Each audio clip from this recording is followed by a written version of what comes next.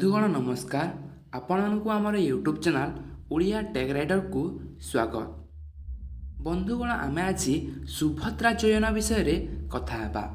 सुभद्रा योजना कौन, काहाकू मिलिबो ओ केमिति मिलिबो से विषय संपूर्ण भाव में आम जानिबा।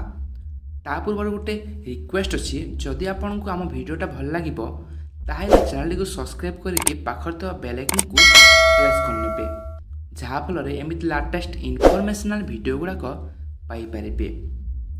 तेबे चलतु जानिबा सुभद्रा योजना कौन। सुभद्रा योजना हेउची ओडिशा पई आरंभ होइतिबा गोटिए नुआ योजना।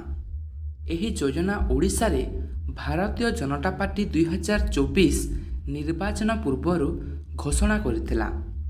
भारतीय जनता पार्टीर घोषणा अनुसार जदि भारतीय जनता पार्टी ओडिशा रे सरकार गठन करने पाई समर्थन हुए, तेबे महिला सशक्तिकरण पाई सर्वप्रथमे सुभद्रा योजनार शुभारंभ करिब।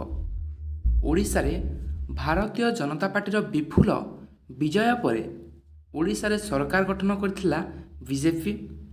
ओडिशार नूतन मुख्यमंत्री श्री मोहन चरण माझी शपथ ग्रहण कला परे सुभद्रा योजना लोकार्पण कर जायथिला।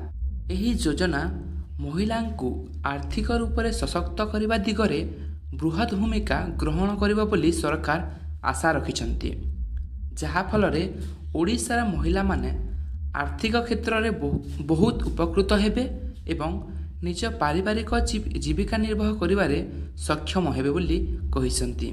सुभद्रा योजनार घोषणा करने पछर मुख्य उद्देश्य है ओडिशार महिला मानंकु सशक्त करिबा। एही योजना माध्यम ओडिशा सरकार राज्यर समस्त योग्य महिला मानंकु 2 वर्ष मध्यरे 50,000 टंका प्रदान करिवे। एही योजनार आउ एक मुख्य उद्देश्य है ओडिशार महिला मानंकु सशक्त करिबा एवं प्रत्येक गरीब महिलांकु आर्थिक शक्ति प्रदान करिबा।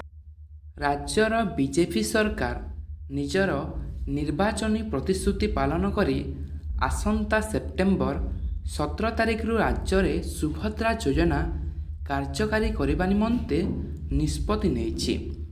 प्रधानमंत्री नरेंद्र मोदी जन्मदिन सेप्टेम्बर 17 तारिख रे होइथिबारु उक्त दिन ही राज्य सरकार सुभद्रा योजना को कार्यकारी करिवे बोली मुख्यमंत्री मोहन चरण माझी सूचना दैछन्ति। सुभद्रा योजना पाइबा पई आपणकर योग्यता कौन रहिबा आवश्यक। तो प्रथमे तो देखंतु आपण ओडिशार नागरिक होइतिबा कथा और ओडिशा रे बास करुथुबा निहांती आवश्यक अटे। सेकेंड देखंतु आपण विवाहित होइतिबा आवश्यक। जो मान अविवाहित सेमानकु मिलिबो नाही एहार बेनिफिट्स गुडाक। देन देखंतु जे भी आवेदन करछन्ती, जो महिला भी आवेदन करछन्ती तांकर बयस सीमा 23 रु 59 वर्ष होउथुबो। देन देखंतु आवेदनकारी किंबा तांको स्वामी कौनसी सरकारी चाकरी तथा कौनसी सरकारी सेवारे जड़ित होई नथिबा आवश्यक। अंगनवाड़ी कर्मी माने मध्य एही योजना पाई आवेदन करि परिबे। ता सहित प्रत्येक परिवार केवल जणे लेखा आवेदन करि परिबे। तेबे एहार डॉक्यूमेंट गुडाक कौन रहिबो। एही योजना पाई आवेदन करने को गले डॉक्यूमेंट सब कौन लगे देखंतु।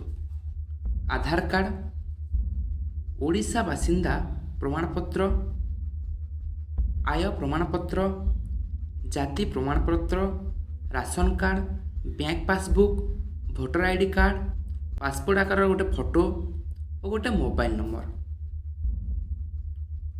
तो जदि आपन को किसी डाउट थाए यही योजना विषय ताहले आपण माने हमको कमेंट माध्यम जनइबे और वीडियोटा जदि भल लगी निज निज सांग सहित शेयर करने। तो रहुछि।